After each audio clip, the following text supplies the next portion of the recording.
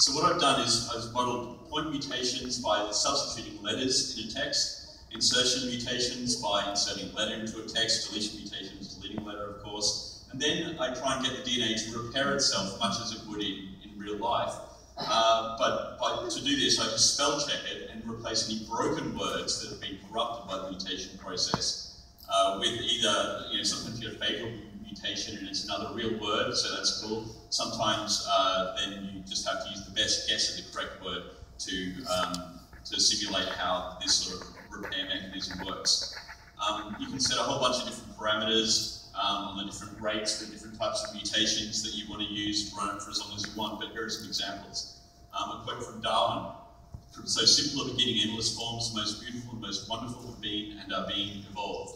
And in fact, the last words are on the origin of species. When you evolve a little bit, after a few generations, you start to get the words changing until you end up with something that includes the word bee bread. But there you go, it's in the dictionary. Godlessness. Is that what you want? Bee bread? Bee bread. Another quote from Darwin: "Very lucky after getting drunk on brandy, would never touch it again, and thus is much wiser than most men." And we go through some other really strange evolutions. I've tried lately to read Shakespeare and found it so intolerably dull that it nauseated me. And somehow this happened to the text. So obviously the repair mechanism isn't always that fantastic. And the last example, I love Paul's experiments. I'm always making them.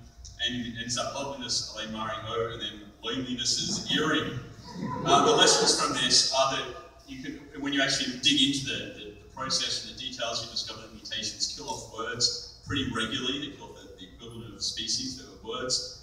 If you set the insertion or deletion rates too high, you kill things off really fast. So that's sort of an interesting lesson, and that replicates what happens in nature. And there are some really bizarre words in the English language. Thanks very much.